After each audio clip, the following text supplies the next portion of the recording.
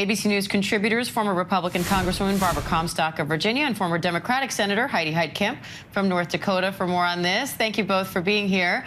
Barbara, I want to start with you. Republican lawmakers have called the committee illegitimate and partisan because Nancy Pelosi blocked some of their appointments, including some congressmen who have since been subpoenaed by the committee. So what does that do for the credibility of these hearings?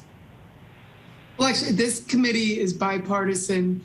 And that has not been credible. Already the Supreme Court, when that argument was made to them, they said, no, this is a legitimate committee, and Donald Trump had to turn over some documents to it. So I know I've heard Elise Stefanik say that. I would note Elise is not a lawyer, that basically her talking points come from Mar-a-Lago these days, and that's just simply inaccurate. So the facts are what's going to be the strength of these hearings.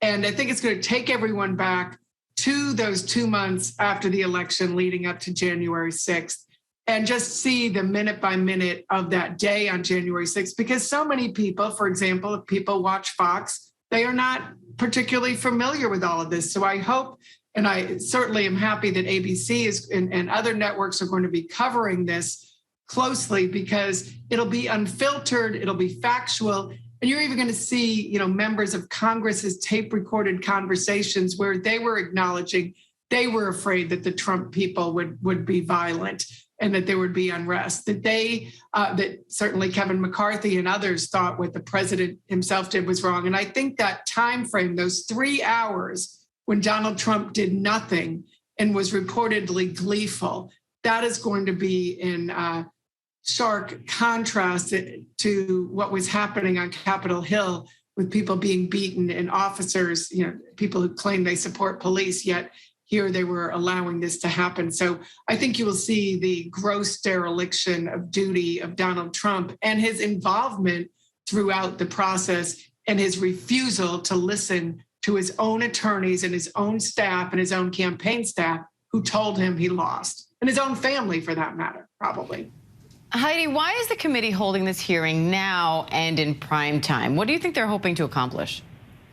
I think that they want to set the record straight for history at this moment in time. It also, we can't escape that we're going into the midterms. There's still a whole lot of Donald Trump loving, and I think this is an opportunity to say, are you going to stand with democracy or are you going to stand with an insurrectionist? And I think that that is what the Republicans are most afraid of.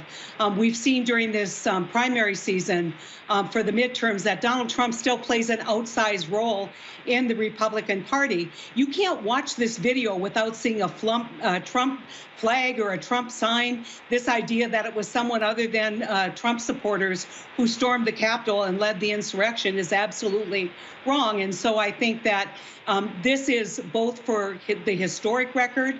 They've been working at this a long time.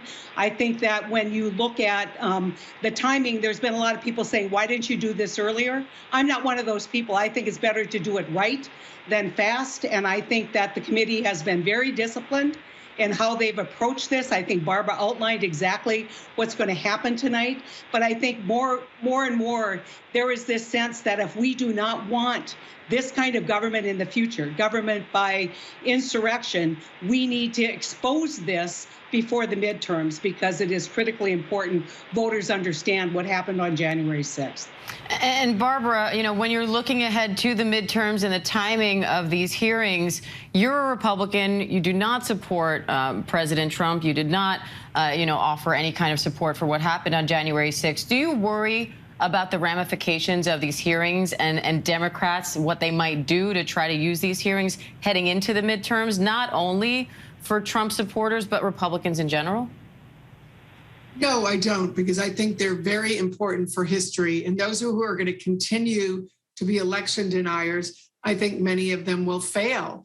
And it'll hurt Republicans, yes, but I think in the long run, it'll be better for Republicans, because when you look at Donald Trump, a man who did not win the popular vote either time and only got 47% as an incumbent president, if these hearings or his other actions just peel off 2-3%, get him down to 44, 43 in a general election, he can't win. And even if he can win a Republican nomination, I think more and more Republicans even those who supported him, are coming to the realization that this is the sorest of sore losers, that he's just kind of out of control. I mean, he's now saying that the Georgia election primary that Brian Kemp won by 50 percentage points, 3-1. He's saying that was fraudulent. This is an absurd man who gets smaller by the day.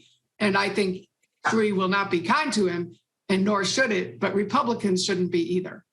Heidi, if the committee recommends that the Justice Department investigate the former president for a crime here, what kind of precedent would that set, and what would the potential political ramifications be? It's so much different than the time when we had the Watergate hearings and people like Goldwater would go to the White House and say, it's kind of over. You need to step up here and take responsibility for your actions. We don't have statesmen like that anymore. And so it will continue to percolate publicly. But, I'm an old prosecutor, and I believe if a crime's been committed, it should be prosecuted. And I think that, the committee is going to be well-sourced. It's going to have its investigative tools that it's used to advance. And I think that in the end of the day, if that's the recommendation, I think the Department of Justice has to take that seriously, regardless of political ramifications. All right, former Senator Heidi Heitkamp, former Congresswoman Barbara Comstock, thank you both. And ABC News Live will carry that committee hearing live tonight, starting at 8 Eastern. Hi, everyone. George Stephanopoulos here. Thanks for checking out the ABC News YouTube channel. If you'd like to get more videos, show highlights, and watch live event coverage, click on the right over here to subscribe to our channel. And don't forget to download the ABC News app for breaking news alerts. Thanks for watching.